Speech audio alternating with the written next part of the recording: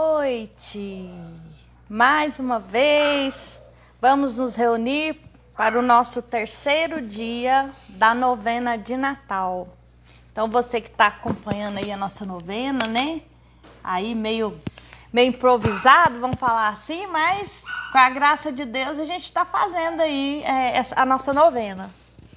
Uns dias mais cedos, hoje um pouquinho mais tarde, mas o importante é a gente ter a perseverança de conseguir fazer a novena. E hoje eu vou trazer um pouquinho, porque eu tinha uns compromissos e eu consegui chegar agora, assim. Às vezes eu chego aqui, já tá até meio descabelado, assim, né? Um monte de coisa pra cima, o cabelo sempre meio descabelado, mas se a gente não pegar e falar, vamos fazer, fica sem fazer, né? E não é a minha intenção. A minha intenção é rezar os 9 dias com vocês, pra gente poder ter as nossas graças alcançadas, recebidas, tudo colocadas, né, no presépio, para que Jesus, com a sua humildade, com o seu amor, com a sua esperança, coloque na nossa vida esse aconchego, o aconchego da família, o aconchego das pessoas que nos querem bem, da proteção, da união. E a novena de Natal, para mim, ela representa um momento que a gente pode partilhar esse tipo de sentimento. Não só com as pessoas da nossa família, mas com as outras pessoas que fazem parte, né, do nosso núcleo social, do nosso convívio. E hoje, com as redes sociais, também as pessoas que estão ligadas ali, vendo as nossas postagens, curtindo. Então eu sinto na importância e muitas vezes no dever de ter esse sentimento repassado para outras pessoas. Então vamos começar a nossa novena e vamos invocar a presença do Espírito Santo para que ele nos dê a direção necessária, o discernimento das palavras e das explicações. Vamos nos reunir em nome do Pai, do Filho e do Espírito Santo. Amém. Vinde, Espírito Santo, e enchei os corações dos vossos fiéis, e acendei neles o fogo do vosso amor. Enviai o vosso Espírito, e tudo será criado, e renovareis a face da terra. Ó Deus, que instruístes os corações dos vossos fiéis, com a luz do Espírito Santo, fazei que apreciemos retamente todas as coisas, segundo o mesmo Espírito, e gozemos sempre da tua consolação. Por Cristo Senhor nosso. Amém.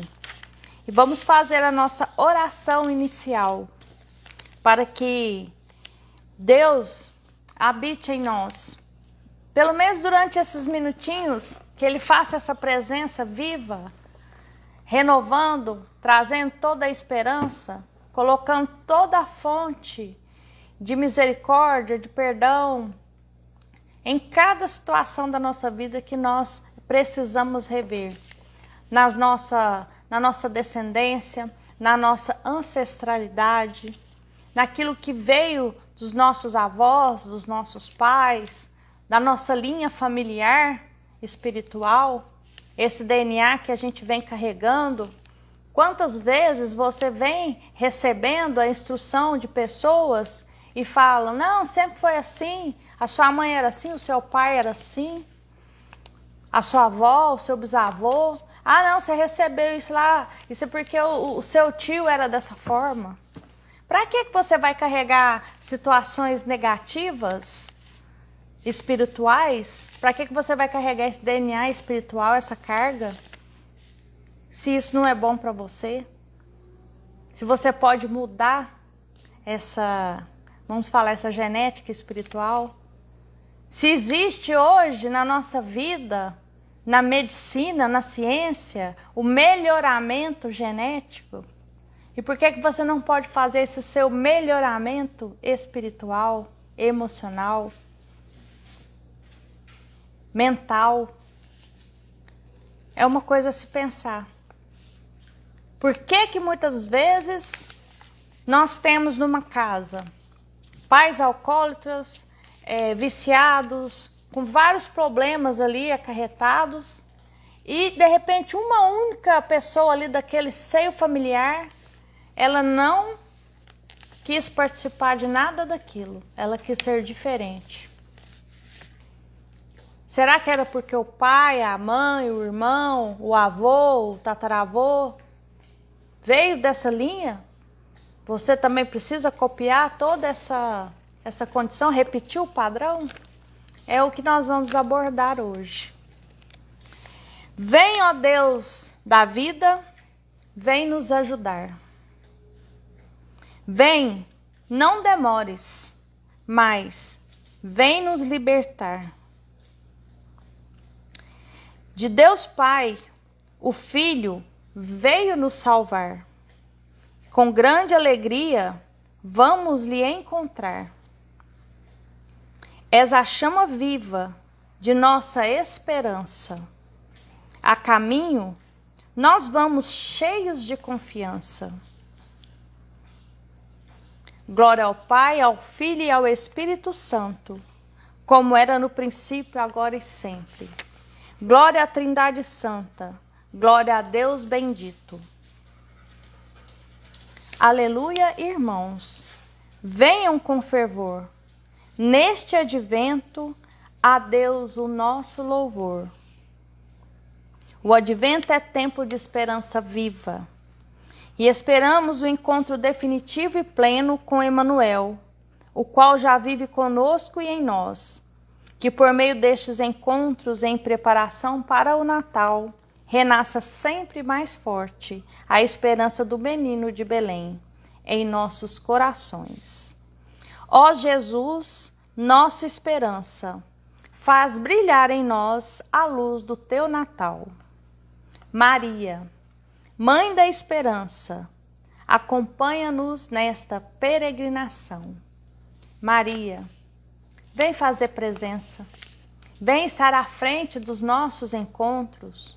Fica aqui junto de nós, nos ajuda, nos aconselha, nos mostra qual o sentido da palavra do teu filho, do advento desse menino que está para chegar. Qual a mudança que essa criança vem trazer na nossa vida? Esse menino santo, esse menino sagrado, que quer nos mostrar que a vida, ela é muito mais simples do que às vezes nós colocamos. Ela é mais simples.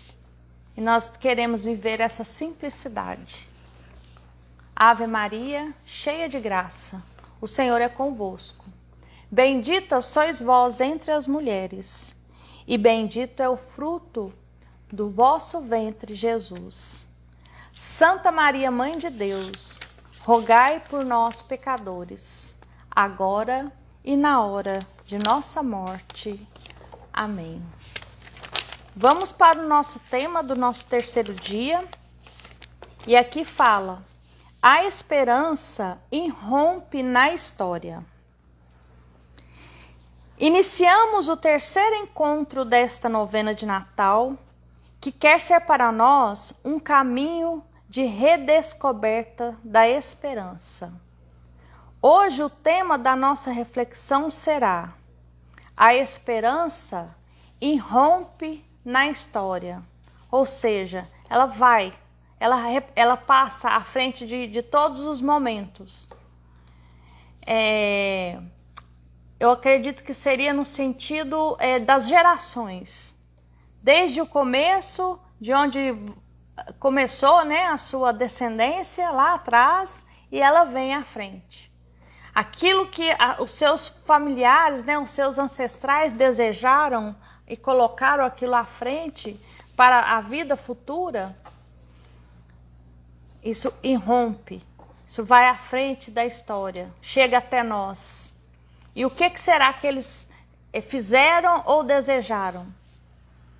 Porque essas histórias, gente, elas são carregadas de muito sofrimento, de muitas situações que só aquelas pessoas lá no início, elas sabem o que elas passaram, fome, sede, dificuldade, não tinham, né, jamais teriam essa facilidade de vida que hoje nós temos, e nós muitas vezes não valorizamos ou não nos damos conta que para chegarmos até aqui, teve uma geração lá atrás que sofreu muito, que passou uma dificuldade tremenda para que essas coisas chegassem até aqui, neste momento para nós. Eu trouxe uma música, e eu gosto muito dessa música, e coincidentemente ela vai ter uma simbologia com o que nós vamos falar hoje com o tema principal.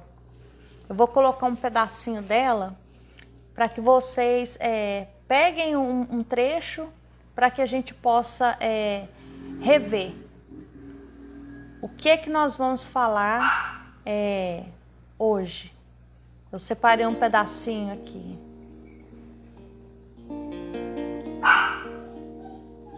Eu só peço que a dor não me seja indiferente, que a morte não me encontre um dia solitário sem ter feito o que eu queria.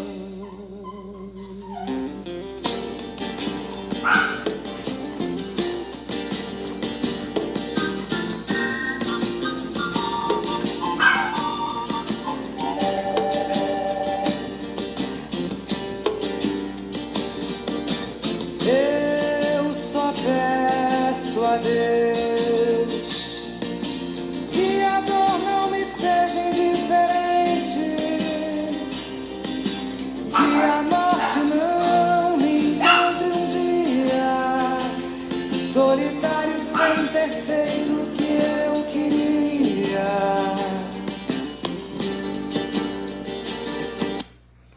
Então eu vou colocar só esse pedacinho por enquanto para a gente trabalhar o tema de hoje.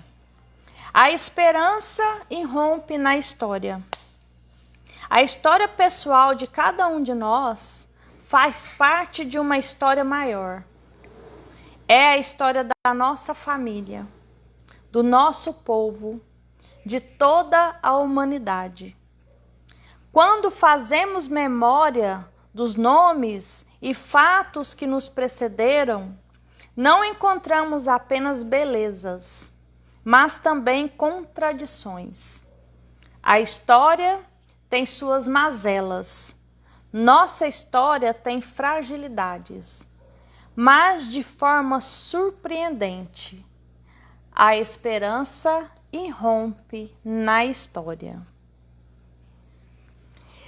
Hoje nós vamos, na nossa iluminação bíblica, nós vamos aclamar a palavra de Deus, que será a parte de Mateus capítulo 1, do versículo 1 ao 16.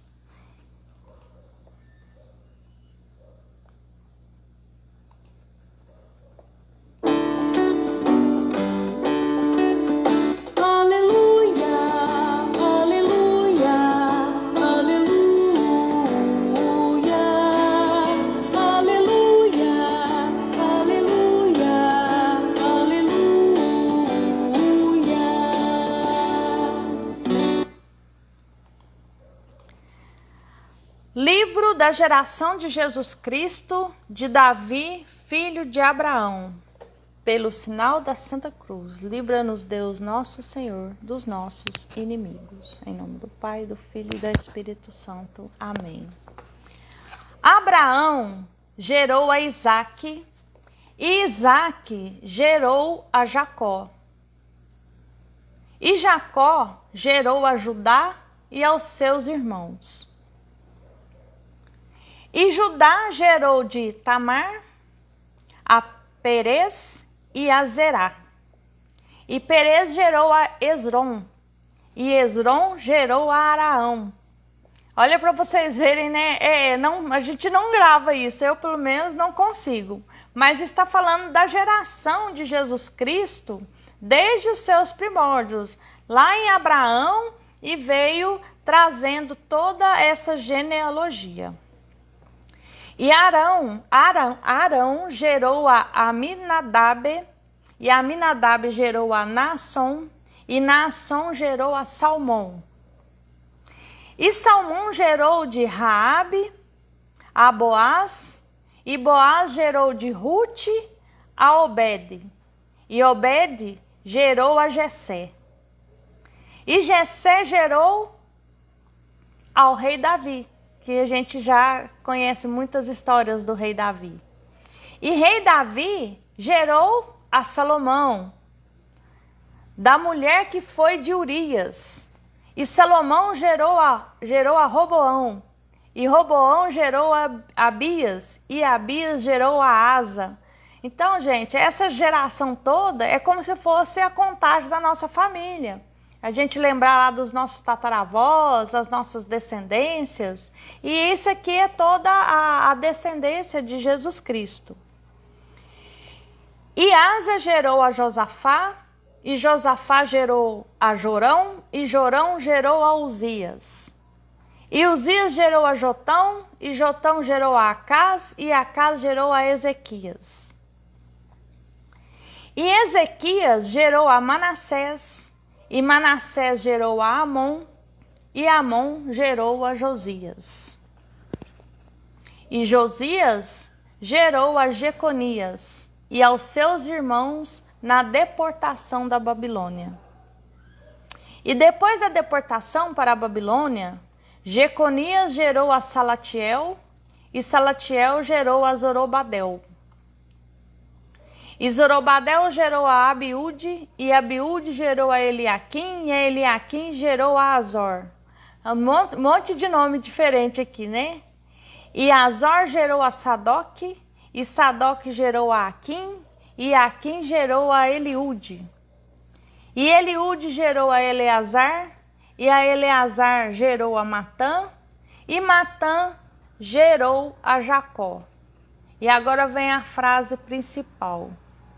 E Jacó gerou a José, marido de Maria, da qual nasceu Jesus, que se chama o Cristo.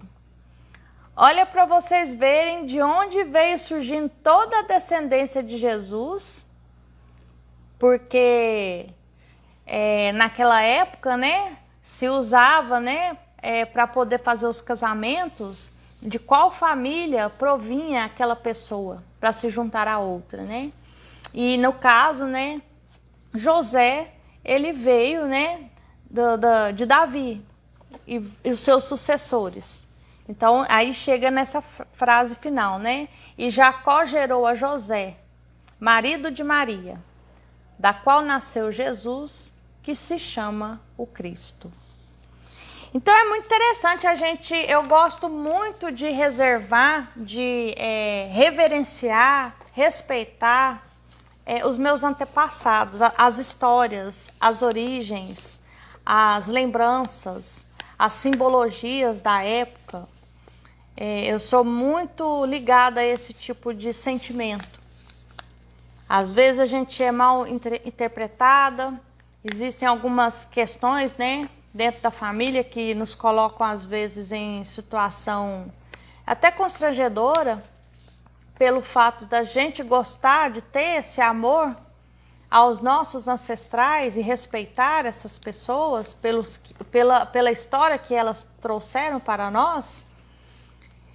E eu tenho uma nostalgia muito grande quando eu penso nos meus tios, nos meus pais, nos meus avós que eu não conhecia, eu não tive vô, eu não tive vó da parte de pai, nem da parte de mãe, eu não sei o que é ter vó, viu? Eu tenho a maior inveja de quem tem vó, porque vira e mexe, né? Então eu vou lá na minha avó, a minha avó fez isso pra mim, eu não tive esse prazer, tá?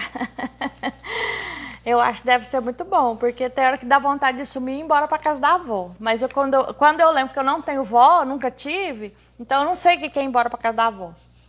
Mas eu tenho assim um sentimento que eu trago dentro de mim, que eles estão presentes de alguma forma.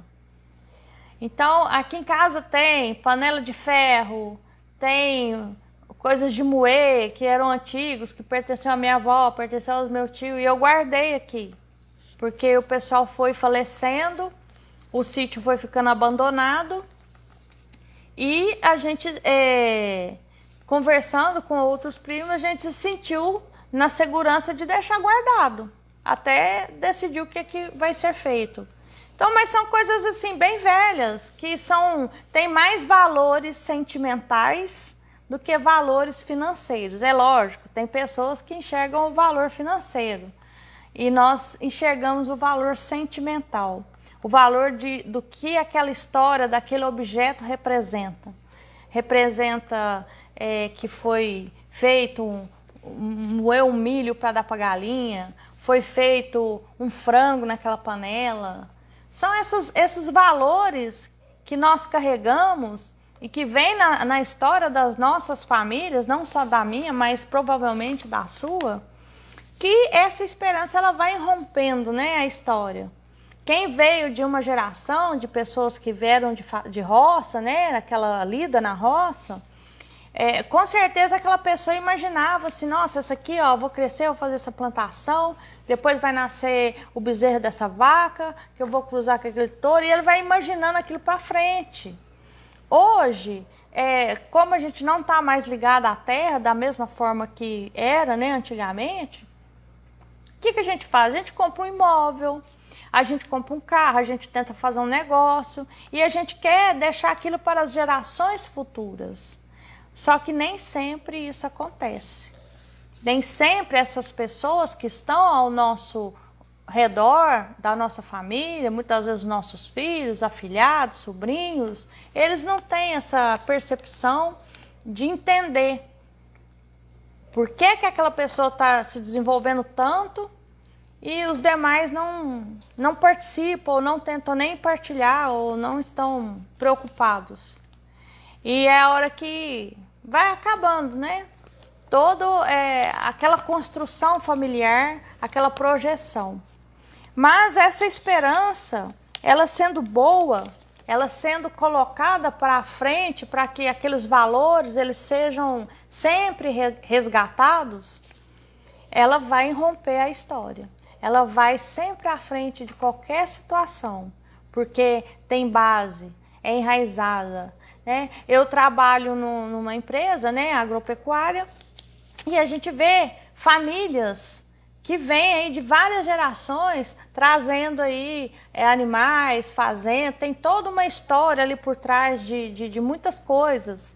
E eu acho aquilo bonito quando é perseverante, né? Fica aquilo num neto, num bisneto, e aí a gente às vezes vê o pessoal contar as histórias, isso aqui pertenceu ao meu tatravô, e o meu pai era criança, ficava aqui, e hoje a gente tem um negócio dessa forma.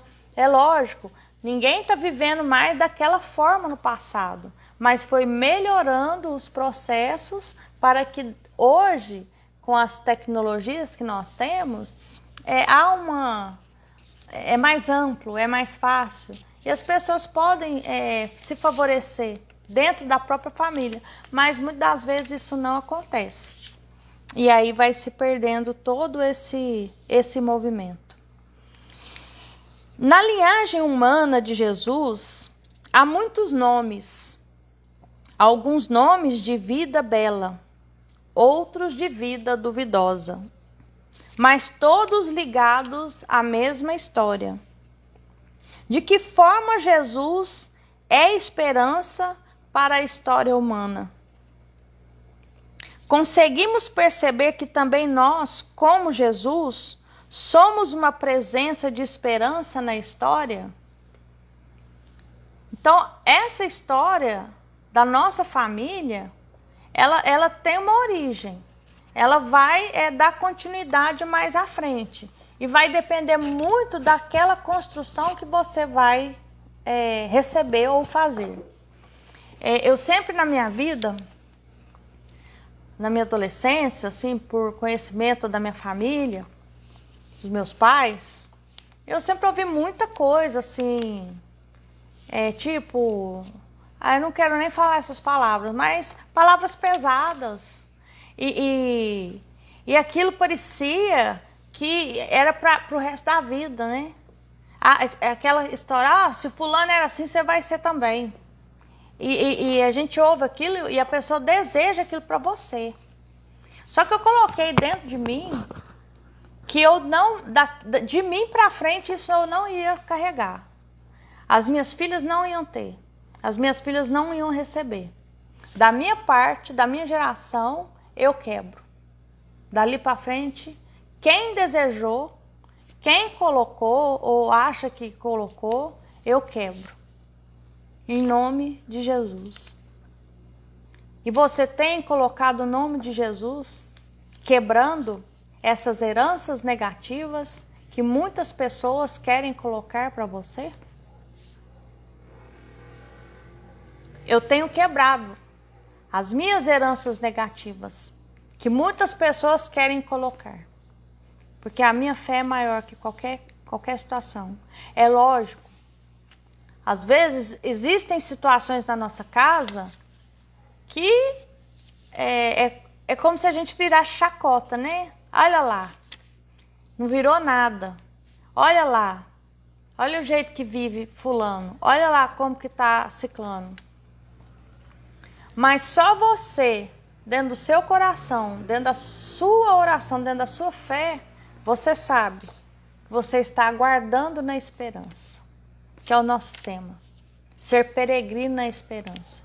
Não são essas palavras, não são esses desejos que vai fazer você perder a esperança, que aquela situação que hoje não está de acordo com o seu desejo, ou muitas vezes com a vontade de Deus, vai ser para sempre. Você acredita na luz da esperança que vai mudar aquela situação na sua vida, ou na vida daquela pessoa a quem você está dedicando o seu tempo, sua oração, o seu sentimento. Seja seu esposo, sua esposa, o seu filho, um afilhado, um sobrinho, um vizinho, um colega de trabalho. Não sei. Você, dentro da sua vida, vai voltar lá no seu sentimento e vai falar, eu não quero, isso não faz parte da minha vida, da minha história. Não é isso que eu quero para mim. E o nosso tema é isso. Você quebrar as situações que aconteceram no passado, dos seus ancestrais, da sua vida genealógica, sua árvore, né, genealógica, seja ela biológica ou espiritual, você vai tirar aquilo, você vai fazer um melhoramento. Da mesma forma que a medicina hoje faz melhoramento genético. Você faz melhoramento, seu melhoramento espiritual, seu melhoramento emocional. Hoje, no fato da vida, vou colocar mais um trechinho da música para a gente poder entender onde que eu quero chegar com a partilha de hoje. Porque é uma história interessante e eu tive a experiência.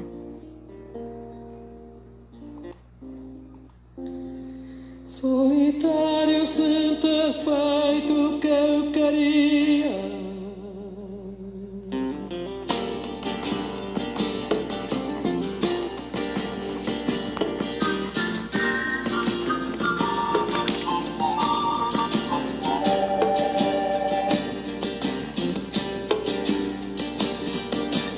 Eu só peço a Deus que a dor não me seja indiferente, que a morte não me encontre um dia solitário sem ter feito o que eu queria. Eu só peço a Deus que a injustiça não me seja indiferente, pois não posso dar a outra face, se já fui machucado brutalmente. E aí, quantas vezes você já deu a sua face? Jesus fala para que a gente sempre ceda, não uma vez, mas 7 vezes ou mais. Eu não tenho a palavra, o trecho correto da palavra, mas você pode procurar, que Jesus fala nesse sentido. Fato da vida. Rosa é uma indígena da etnia Warau, que devido à fome e à violência em seu país de origem, teve de deixar para trás seu povo e vir para o Brasil, a fim de tentar construir uma nova história para si e para a sua família. A travessia da fronteira não foi fácil. Rosa e seus familiares foram aliciados por criminosos que traficam pessoas. Tiveram que fugir à noite pela mata densa até encontrar uma estrada e esperar carona. Já em terras brasileiras, teve de mendigar comida para não ter que ver seus filhos passando fome, além de ter sido expulsa com sua família de muitas cidades e bairros por ser considerada uma presença indesejada.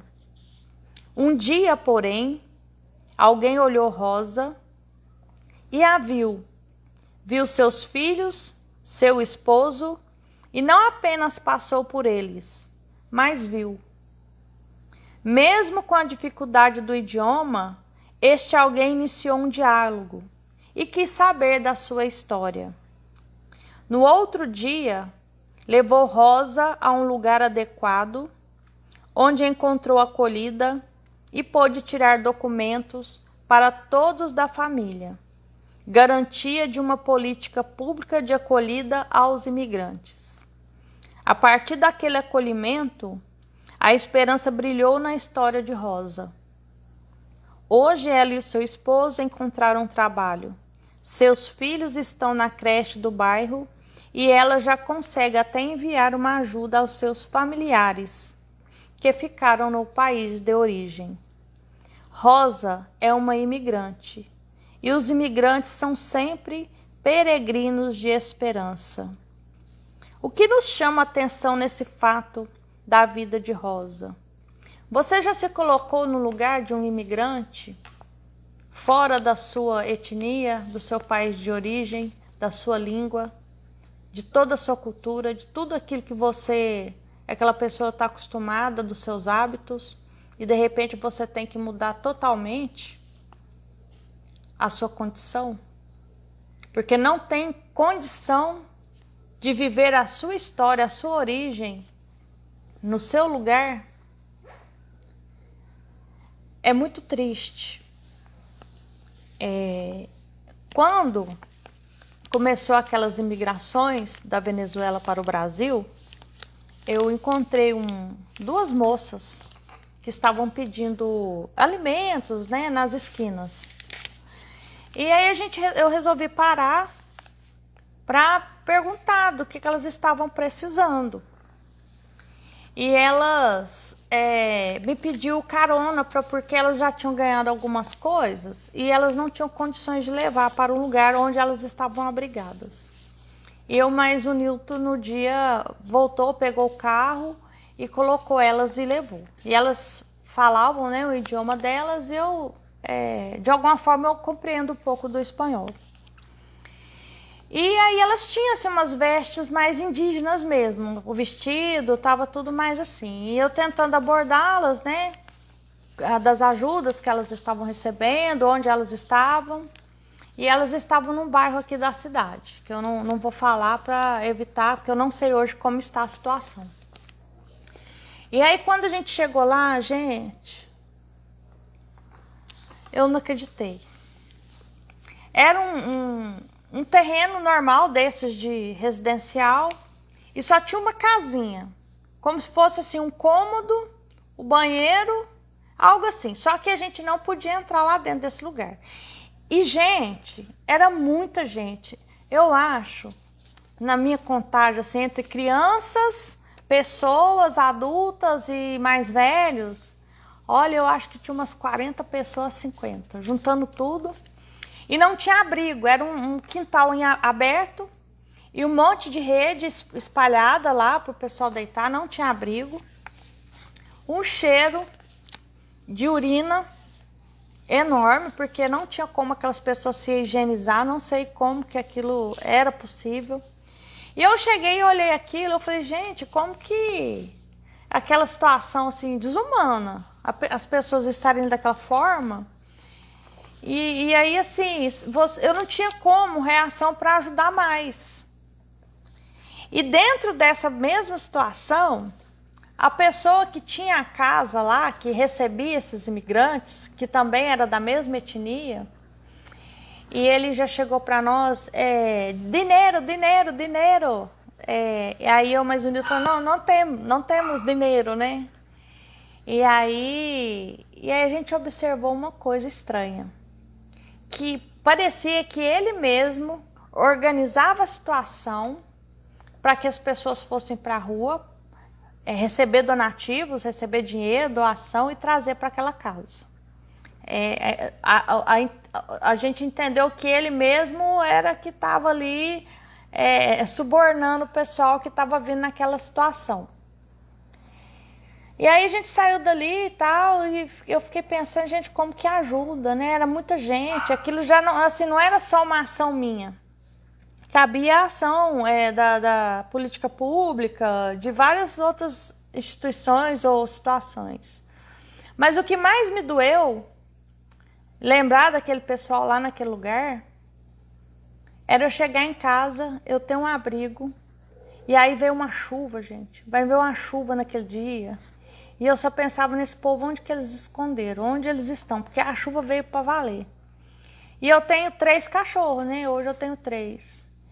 E aí, assim, eu olhava meus cachorros, tomado banho, com colchão, lugar para deitar, limpo. Menina, gente, eu fiquei no mal-estar, acho que eu fiquei uma semana, sem condições, assim, a minha condição emocional ficou muito abalada, de imaginar que eu não podia, não tinha como mudar um pouco aquele cenário, por mais que eu quisesse. E eu na minha casa ali, daquela forma, assim, aconchegante, sabendo que tinha 40 pessoas, no mínimo, numa situação assim, muito fragilizada, vindo de outro país, não falava a nossa língua, uma cultura completamente diferente, até alimentar. E era assim, foi muito chocante para mim, assim, eu ficar tentando entender por que daquela situação. Hoje eu não sei como está lá. Eu não retornei a esse local. Eu sei que muitos, né, daquela leva, né, da venezuelanos, a gente quase não vê mais na rua, assim, da mesma forma que estava naquela época. Mas se coloque um pouco no lugar dessas pessoas. Se você estiver num lugar completamente diferente e você se sentir totalmente deslocado. E não precisa ser fora do seu país, fora da sua cidade. Basta você sair um pouco daquele conforto que você estava e você vai sentir o chão desabar. Ou porque você perdeu um emprego, ou porque chegou uma doença que você não estava esperando na sua casa e vai perdendo o controle da situação. Às vezes uma separação, um falecimento de uma pessoa muito próxima e aquilo vai desorganizando o seu meio. Então eu queria trazer eu trouxe um pouco dessa música, porque depois, se vocês tiverem a oportunidade de ouvi-la, ela chama Eu Só Peço a Deus. E aqui está na voz da Beth Carvalho.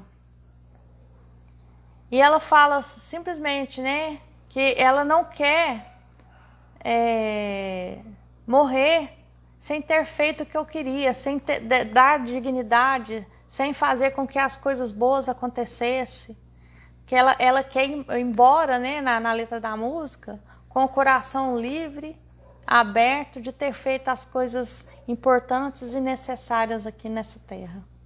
Vale a pena ouvir essa música e refletir, para que o nosso próximo ano, assim que a gente receber, né, esse advento, esse Natal, nós possamos mudar muitas das nossas atitudes, muitas das nossas condições. Rezar com a palavra. Neste advento, tempo de espera viva, peçamos esta graça. Senhor, vem e irrompe em nossa história, para que saibamos fazer memória. Senhor, vem e irrompe em nossa história, para que possamos ler nossa história com esperança. Senhor, vem e irrompe em nossa história, para que sejamos o sinal de um mundo melhor. Senhor, vem e irrompe em nossa história, para que a história encontre um sentido. Senhor, vem e irrompe em nossa história, para que sejamos peregrinos de esperança. Senhor, vem e irrompe em nossa história. E coloque a sua intenção. Coloque aquilo que você deseja que o Senhor venha irrompendo na sua história de vida, na história da sua família, na história do seu núcleo social, do seu trabalho, dos seus filhos, dos seus netos, onde você deseja que aquela história ela tenha uma esperança diferente, ela tenha uma modificação, que ela possa ser transformada, que ela possa ser acolhida e levada para um destino melhor, que muitas vezes não está na sua mão, mas está no seu poder de fé e de acreditar. Deposita isso neste momento, que eu tenho certeza que durante essa novena nós vamos conseguir libertar esse sentimento de desespero que muitas vezes está dentro do seu coração.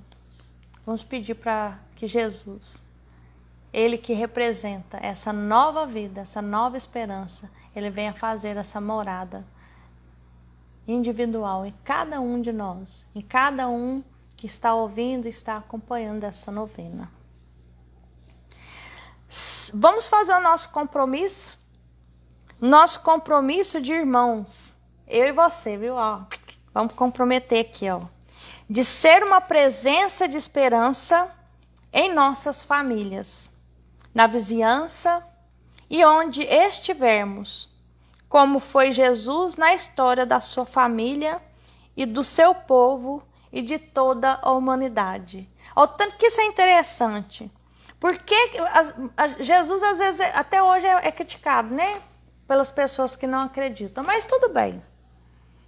Você pode até não acreditar na santidade dele, ok, mas ele marcou a história.